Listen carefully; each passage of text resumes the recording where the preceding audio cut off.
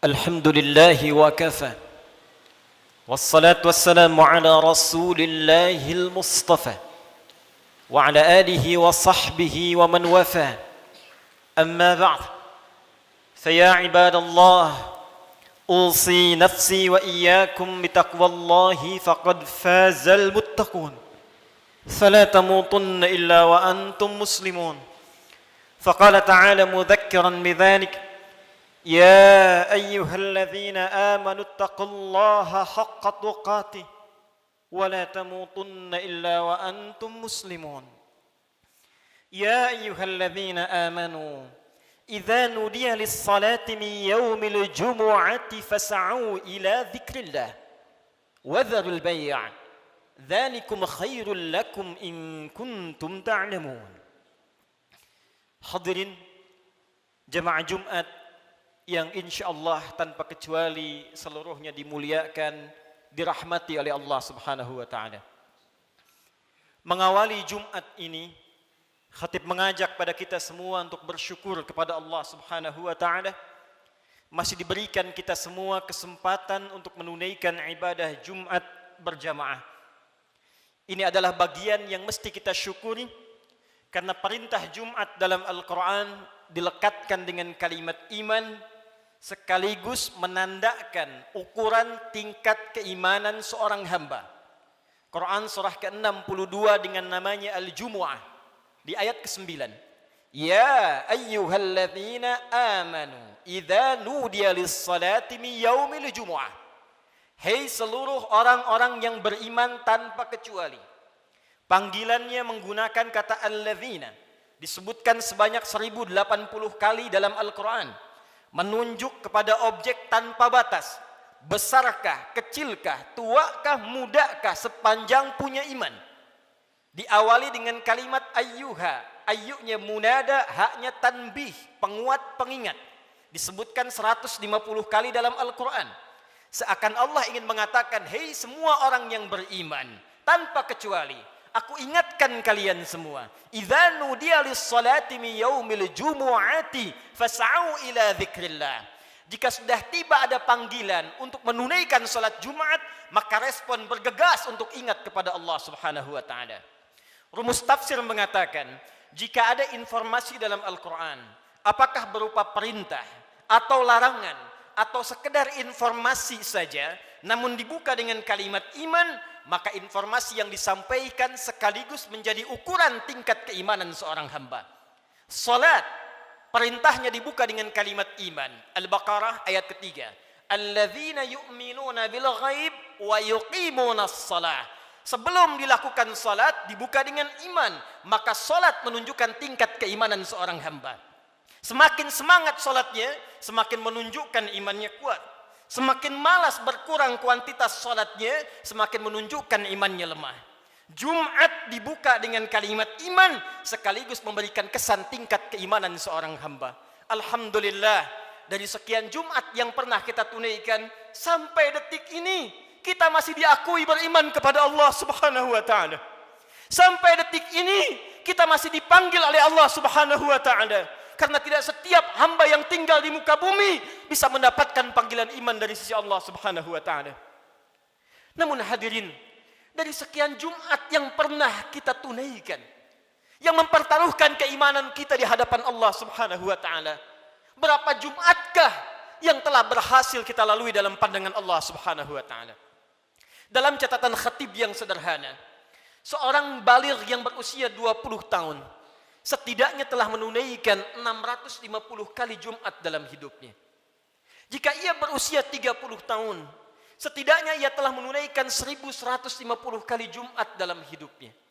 Jika ia berusia 40 tahun, setidaknya ia telah menunaikan Jumat 1650 kali dalam hidupnya. Dari sekian ratus ribu Jumat yang telah kita tunaikan, pertanyaannya, berhasilkah Jumat yang telah kita tunaikan itu? Benarkah Jumat yang telah kita tunaikan dalam pandangan Allah itu?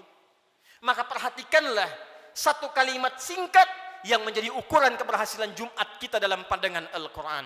Fas'au ila dzikrillah. Fas'au ila dzikrillah. Jumat yang benar itu, kata Allah, Bukan Jumat yang sekedar datang untuk formalitas, datang untuk sekedar duduk, mendengarkan khutbah, kadang-kadang mengantuk, bahkan ada yang tertidur lantas pulang begitu saja. Bukan itu yang diinginkan kata Al-Quran. Bukan Jumat seperti itu kata Allah yang didambakan. Fas'au ila dzikrillah. Sekian pekan kita menunaikan Jumat, ratus dan ribuan kali. Tujuan utamanya dzikrillah. Dzikrillah. Dzikrillah. Hadirin, kalimat zikir dalam Al-Quran setidaknya ketika diungkapkan oleh Allah Subhanahu wa taala secara umum memiliki dua makna utama.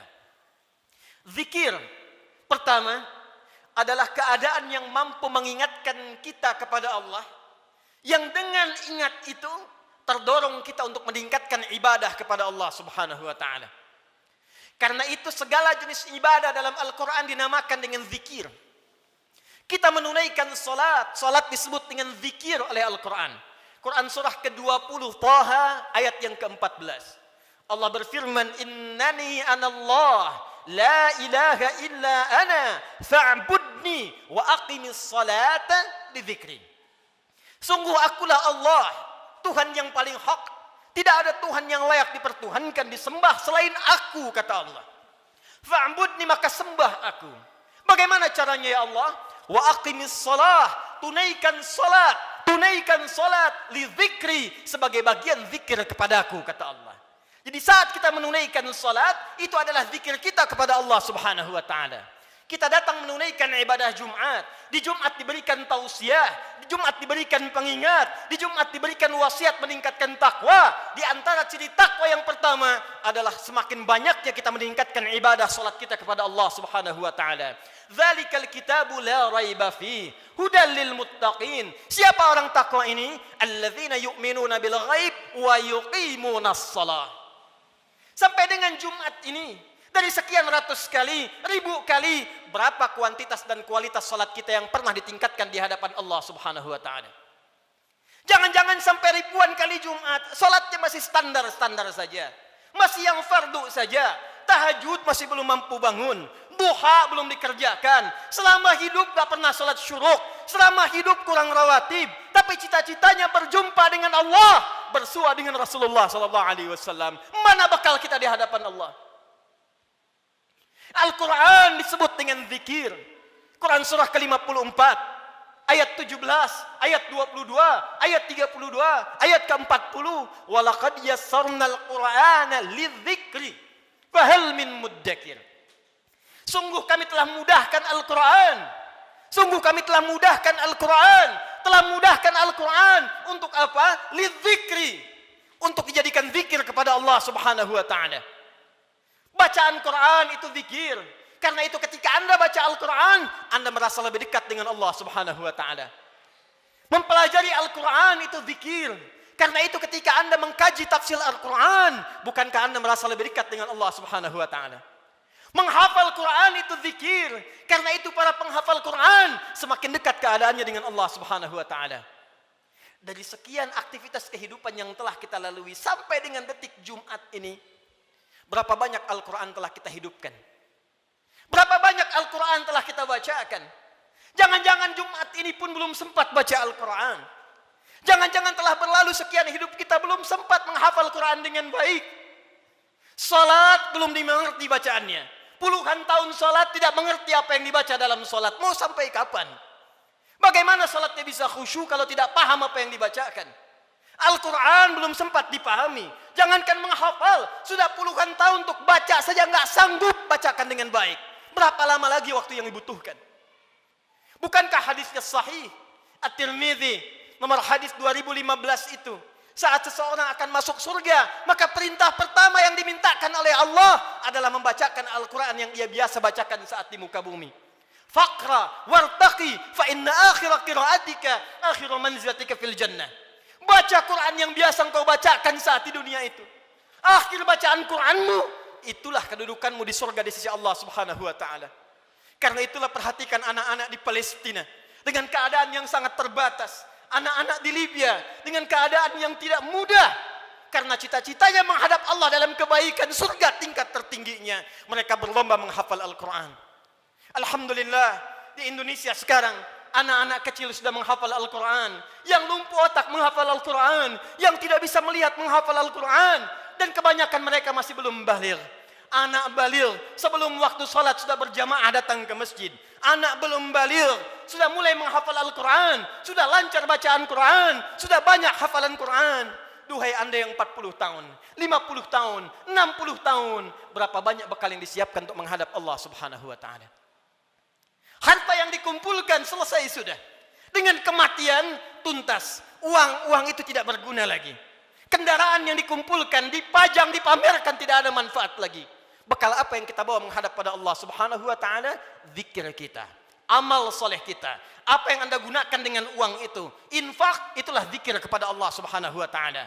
Salat, kendaraan yang mengantarkan anda untuk Jumat, untuk ta'lim, untuk mendekat kepada Allah, bekerja beramal saleh, itulah zikir kita di hadapan Allah subhanahu wa ta'ala. Sampai dengan detik Jumat ini, berapa banyak aset yang telah Allah titipkan kepada kita, digunakan untuk zikir kepada Allah subhanahu wa ta'ala.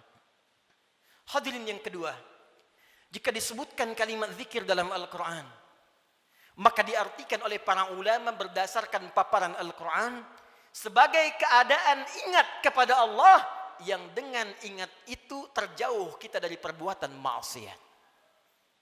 Pertama, terdorong kita mengumpulkan amal saleh. Yang kedua, terjauh kita dari perbuatan maksiat.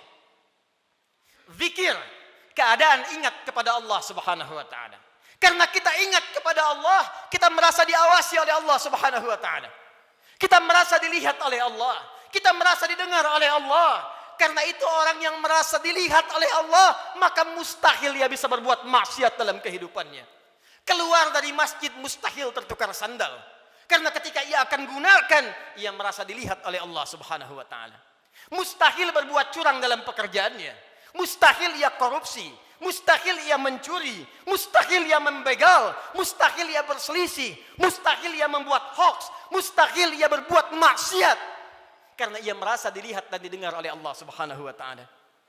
Karena itulah sampai dengan detik Jumat ini, berapa banyak Jumat kita yang telah memberikan manfaat dalam hidup kita. Dari Jumat ke Jumat. Jangan-jangan bahkan datang ke Jumat pun masih bermaksiat juga. Ada yang tanpa malu datang ke Jumat belum selesai urusannya dengan Allah subhanahu wa ta'ala. Ada yang belum bertobat. Di kantongnya masih ada handphone dengan gambar-gambar yang tidak senonoh. Apa tidak malu? Salat menghadap Allah, di handphonenya ada koleksi gambar-gambar yang tidak disenangi Allah subhanahu wa ta'ala. Ada video-video yang tidak Allah sukai. Ada hubungan dengan orang tua yang belum selesai. Ada hubungan dengan tetangga yang belum tuntas. Ada hubungan dengan anak istri yang belum tuntas. Cita-cita masuk surga. Cita-cita berjumpa dengan Rasulullah sallallahu alaihi wasallam. Amal apa yang telah anda siapkan? Apa tidak malu menghadap Allah dengan lumuran maksiat? Apa tidak malu berjumpa dengan Rasulullah berlumur maksiat? Perhatikan saudara, bila sampai Jumat ini ratusan kali, ribuan kali belum membantu kita, membuat kita ingat kepada Allah, maka perhatikanlah peringatan Allah yang disampaikan 15 abad yang lalu, bahkan sejak di era sahabat Rasulullah sallallahu alaihi wasallam. Quran surah ke-57 Al-Hadid di ayat yang ke-16. Ayat ini diturunkan pada dua kondisi. Satu, saat kalangan orang beriman dari sahabat-sahabat Rasulullah yang semula berada di Mekah dalam keadaan terhimpit oleh kesulitan, tiba-tiba hijrah ke Madinah merasakan kenikmatan. Dengan nikmat itu bisa nyaman makan kembali, minum kembali, nyaman beraktivitas. Yang semula tertekan, terintimidasi saat berada di Mekah, hijrah ke Madinah mendapatkan segala kenyamanan. Dengan kenyamanan itu mulai lupa dengan Al-Quran. Mulai lupa dengan kualitas salat yang sebelumnya khusyuk ditunaikan. Mulai lupa dengan ingat kepada Allah. Maka turunlah Quran surah ke-57 ayat ke-16 ini. Alam ya'ni lilladzina amanu an takhsha'a qulubuhum li dzikrillah wa ma nazala minal haqq wa la takunu kalladzina utul kitaba min qabl fatala 'alaihimul amadu faqasat qulubuhum wa katsirum minhum fasiqun. Alam ya'ni lilladzina amanu. Hei, kata Allah, belum tibakah waktu bagi orang-orang yang mengatakan dirinya beriman itu kepada Allah untuk serius imannya, untuk benar-benar mendekat kepada Allah, Untuk benar-benar khusyuk menyembah Allah. Lidzikrillah, untuk ingat Allah. Untuk mulai sadar menyiapkan bekal pulang. Kalian itu akan wafat, kata Allah. Kalian pulang. Anda apapun pekerjaan Anda, kedudukan yang tinggi Anda dapatkan, harta yang banyak Anda raih, tetap Anda akan wafat. Orang-orang dulu wafat, yang kemarin wafat, yang sekarang pun akan wafat. Tunjuk diri Anda di cermin. Duhai Adi Hidayat, Anda wafat. Duhai Fulan, Anda wafat. Kata Allah, masih tidak sadar juga. Masih belum ada juga kekhusyuan untuk ingat kepada Allah. Masih belum sadar juga akan dihisab. Mana solat kalian yang satu amalan itu akan menjadi penentu amalan yang lainnya. Inna awwala ma yuhasabu bihil abdu yaumal qiyamati as-salah. Sungguh amalan pertama yang akan dihisab oleh Allah di hari kiamat, salatnya. Mana amal soleh yang dikumpulkan?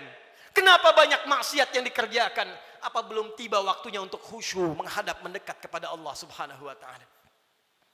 Duhai hadirin saudara-saudariku sekalian, kalimat iman disampaikan oleh Allah dan membuka kalimat Jumat sekaligus memberikan kesan pengingat kepada kita agar kita setiap Jumat mulai mengevaluasi amalan kita. Jangan-jangan selama ini sibuk dengan dunia. Jangan-jangan selama ini sibuk dengan kehidupan dunia, lupa menyiapkan kehidupan akhirat kita. Jangan sampai kata Allah seperti orang-orang sebelum kalian, terlena dengan urusan dunia, lupa dengan permainan dunia.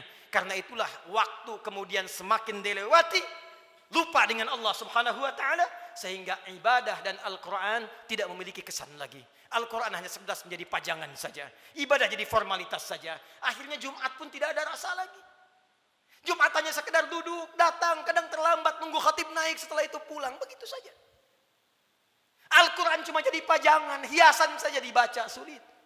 Salat cuma jadi formalitas saja. Kalau itu terjadi dalam kehidupan kita, maka tanda alarm harus dinyalakan dalam jiwa kita. Itu pertanda ada keadaan hati kita yang belum khusyuk menghadap Allah Subhanahu wa taala. Maka ditutup kalimat ini, wa katsirum minhum fasiqun. Maka kalau sudah seperti itu, kebanyakan lupa dengan Allah, ujung-ujungnya menjauh dan banyak berbuat maksiat.